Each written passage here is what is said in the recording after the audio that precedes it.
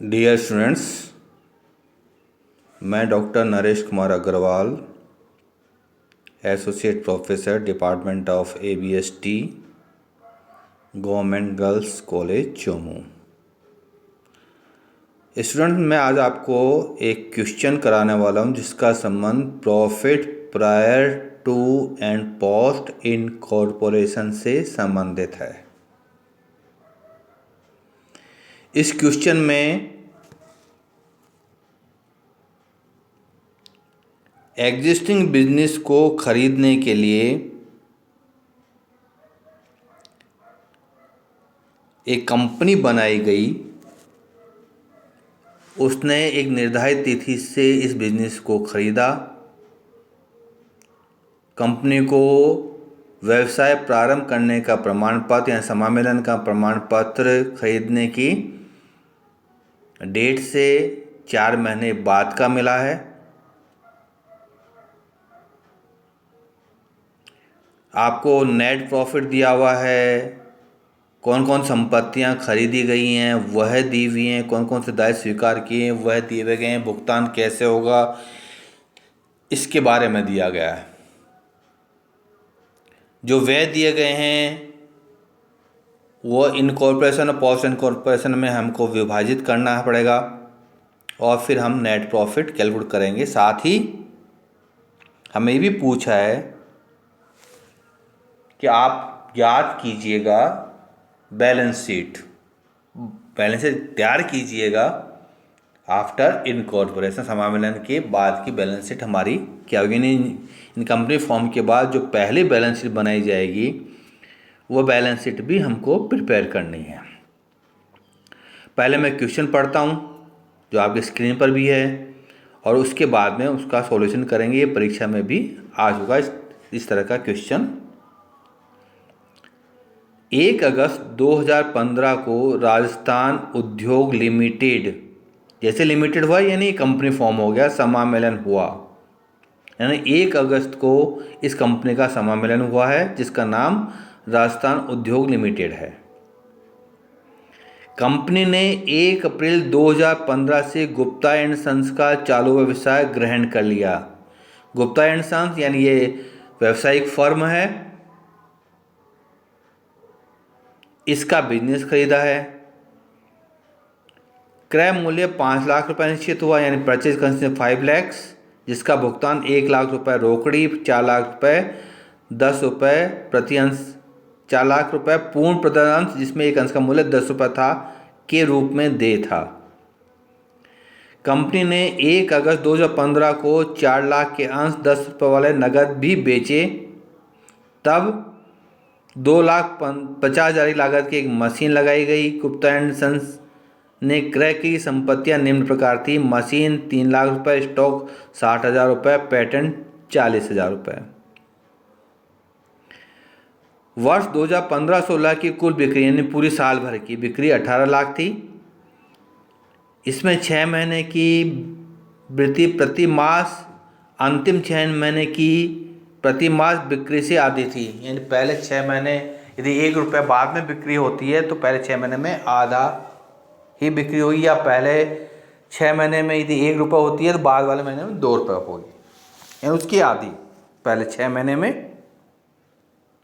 निम्न व्यय घटाने के बाद कंपनी का शुद्ध लाभ 1 लाख रुपये था। नेट प्रॉफिट हमको दिया हुआ है जिसमें depreciation 54,000, auditor fees 7,500, directors fees 25,000, preliminary expenditure 6,000, office expenditure 39,000, sales expenditure 36,000 और इंटरेस्ट टू वेंडर 31 अगस्त 2015 तक 2,500। आपसे कहा गया समामेलन से पहले तथा समामेलन के बाद के लाभ ज्ञात कीजिए।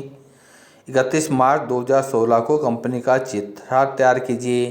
अंतिम स्टॉक यह 70,000 आपको दिया हुआ है। स्टूडेंट, इस क्वेश्चन के अंतर्गत जो पहले की सूचना दी हुई हैं कि हमें क्रय प्रतिफल कितना है, कैसे भुगतान करना है, कौन कौन सी असेट्स हमने खरीदी हैं, इनका संबंध प्रॉफिट प्रायर टू और पोस्ट इनकॉर्पोरेशन की गणना के लिए नहीं है।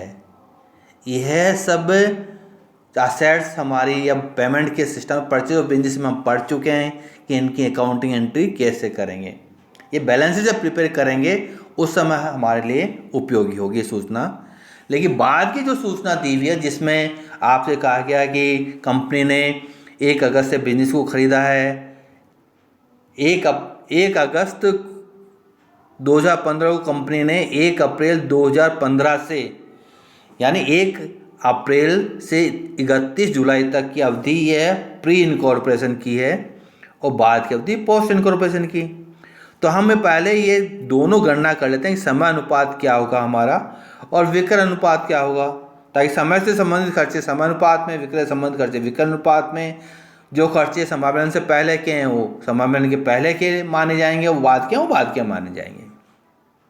तो हमारा समानुपात इस प्रकार ही हो गया, 1 अप्रैल से 31 जुलाई तक 4 महीने और 1 अगस्त से 31 मार्च तक 8 महीने, 4:8 या 1:2 ये हमारा समानुपात हो गया। सेल्स रेशो ज्ञात करने के लिए आपको सूचना दी है, पहले 6 महीने में सेल्स बाद के 6 महीने से आती थी, यानी बाद में सेल्स 1 रुपये होती है तो पहले के स्थिति में पहले 6 महीने में ये आधी यानी 50 पैसे रहेगी, बाद में 2 रुपये होती है तो पहले 1 रुपये रहेगी। तो सेल्स रेशो ज्ञात करने पहले 4 महीने में बिक्री कितनी होगी, आधा प्लस आधा प्लस आधा प्लस आधा, यानी 4 आधे भाग को जोड़ दीजिएगा 2 बन जाएंगे। लास्ट में जो 6 महीने बचेंगे उनकी बिक्री पहले 2 महीने में तो आधा होगी, आधा प्लस आधा, शेष 6 महीने में प्रति माह 1 रुपये यानी कुल 6 प्लस 1 7 रुपये की बिक्री होगी। तो हमारा विक्रय अनुपात हो गया 2:7।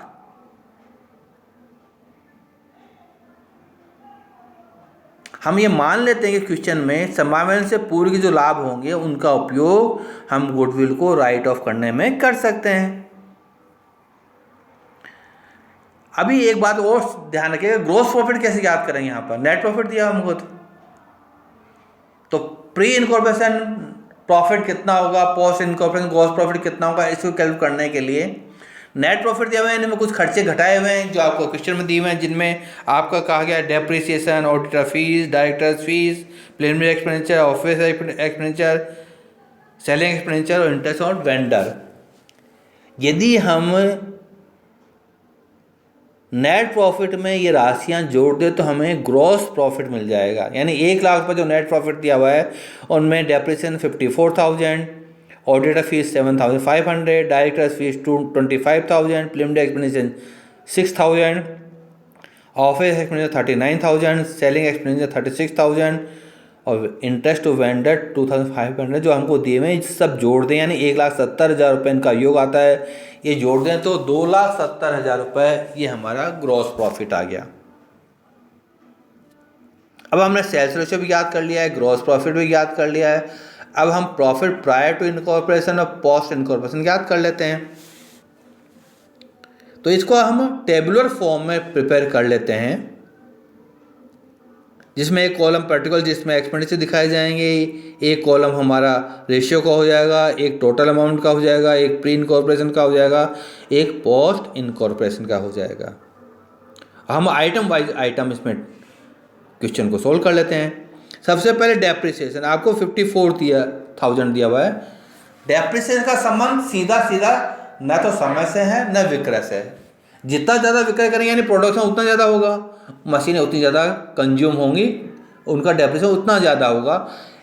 समय से संबंधित नहीं है, इसलिए यहाँ पर वेटेड का उपयोग करना ज़्यादा व्यवहारिक होगा कि हम वेटेड के आधार पर, वेटेड रेशियो के आधार पर यह डेप्रिसिएशन की गणना करें। तो आप देखिएगा मशीन को डेप्रिसिएशन के आधार पर तय करें हम, तो पहले की बिक्री 3 लाख, इसको 4 से गुणा कर दीजिएगा 12 लाख और 5 लाख 50,000 की मशीन 8 से गुणा कर दीजिए 12 लाख। अब हमको इस रेशियो के अंतर्गत 12 लाख और 44 लाख का जो रेशियो आया, 3 लाख को हमने गुणा किया 4 महीने के हिसाब से, 3 लाख प्रति महीने, तो हमारी अमाउंट आ गई 12 लाख और वो अमाउंट आ गई हमारी 44 लाख। 5,50,000 को 8 से गुणा किया तो हमने, तो 12 लाख और 44 लाख का अनुपात 12:4, 12:44, या हम कह सकते हैं 3:11। तो इस डेप्रिसिएशन को 3:11 में विभाजित कर देंगे तो प्री इनकॉर्पोरेशन में प्रॉफिट आ जाएगा 11,571, प्रॉफिट सॉरी खर्चा आ जाएगा 11,571, और पोस्ट इनकॉर्पोरेशन में 42,429। ये पहला आइटम बोल हो गया। फिर हमको ऑडिट फीस दी हुई है। ऑडिट दोनों कराना आवश्यक होता है, कंपनी में मैंडेटरी है और फर्म के अंतर्गत ये मैंडेटरी नहीं है लेकिन सामान्यतः करवाई जाती है, इसलिए हम भी ये मान लेते हैं कि इस फर्म ने ऑडिट करवाई है, यानी समय अनुपात में इसको विभाजित कर दीजिएगा। तो टोटल अमाउंट ये दो आपको 7,500, इसको यदि 1:2 में विभाजित करेंगे तो प्री इनकॉर्पोरेशन में 2,500 और पोस्ट इनकॉर्पोरेशन में 5,000। डायरेक्टर फीस ये बाद में ही होती है, तो पोस्ट इनकॉर्पोरेशन में 25,000। प्रीलिमिनरी एक्सपेंस कंपनी के खर्चे हैं इसलिए बाद के खर्चे माने जाएंगे 6,000। ऑफिस एक्सपेंसेस को समानुपात में विभाजित कर दीजिएगा 39,000 को 1:2 में, तो 13,000 और 26,000। प्री इनकॉर्पोरेशन में 13,000 और पोस्ट में 26,000। इंटरेस्ट टू वेंडर हमने अगस्त में पेमेंट कर दिया है, तो जुलाई तक का पेमेंट प्री कहलाएगा और जुलाई के बाद का पोस्ट कहलाएगा, यानी 4:1 में इस वेंडर्स इंटरेस्ट को विभाजित कर दीजिएगा 2,500 को, तो ये 2,000 प्री में आ जाएगा, 500 पोस्ट में आ जाएगा। और इस प्रकार टोटल खर्चा जो हमारा है वो प्री का 37,071 रुपये आ जाएंगे और पोस्ट का 1,32,929 रुपये आ जाएंगे। ये टोटल एक्सपेंडिचर। ग्रॉस प्रॉफिट हम कैलकुलेट कर चुके हैं, 2,70,000 है। 2,70,000 को डिवाइड कर दीजिएगा 2:7 में, तो 60,000 और 2,10,000 आ गए। 1,70,000 जो टोटल एक्सपेंडिचर है प्री और पोस्ट हम कैलकुलेट कर चुके हैं, 37,071 और 1,32,929 कम कर दीजिएगा। 60,000 में 37,071 कम करेंगे तो 22,929, यह नेट प्रॉफिट प्री इनकॉर्पोरेशन, और 77,071 रुपये ये पोस्ट इनकॉर्पोरेशन प्रॉफिट आ गया। 22,929 रुपये का उपयोग हम गुडविल को राइट ऑफ करने के लिए कर सकते हैं। अब हम बैलेंस शीट प्रिपेयर कर लेते हैं। लायबिलिटी साइड में देखिएगा इक्विटी एंड लायबिलिटीज के अंदर share holders fund, share capital authorised बतानी पड़ेगी हमें, तो 40,000 इक्विटी शेयर्स और ₹10 is fully paid up issued for cash, आपको क्वेश्चन में दिया हुआ है 4 लाख रुपये बताए जाएंगे। और हमने वेंडर को भी दिए हैं 40,000 शेयर्स और ₹10 is fully paid issued to vendor, ये भी 4 लाख है। तो टोटल हमारी कैपिटल अथोराइज कैपिटल ये 8 लाख हो गई।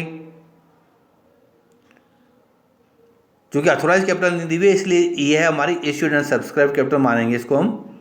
Reserve and surplus profit and loss account का जो बैलेंस दिया हुआ है वह 77,071 रुपये, 77,071 रुपये। बाकी का प्रॉफिट का उपयोग हमने उपयोग कर लिया है गुडविल को राइट ऑफ करने के लिए। अब असेट साइड में आ जाए, टोटल हो गया लायबिलिटी साइड का 8,77,071 रुपये। असेट साइड में आ जाएगा आप मशीनरी 5,50,000 की, इसमें डेप्रिसिएशन लेस कर दीजिएगा 54,000, तो 4,96,000 यह आपकी मशीनरी की अमाउंट हो जाएगी। गुडविल हमारे पास में ऑन एक्विजिशन 1 लाख, और बाकी के 1 लाख आई कैसे, ये 5 लाख में से हम 4 लाख कम कर देंगे। 5 लाख का हमारा परचेज कंसिडरेशन है, असेट्स हमने 4 लाख के लिए है, इसलिए 1 लाख की गुडविल मानी जाएगी। इसमें से हमने 22,929 रुपये अपलिखित कर लिए, क्योंकि हमारे पास में 22,929 रुपये प्री इनकॉर्पोरेशन प्रॉफिट है, इसको हमने अपलिखित कर लिया, तो नेट अमाउंट आ गई 77,071 रुपये।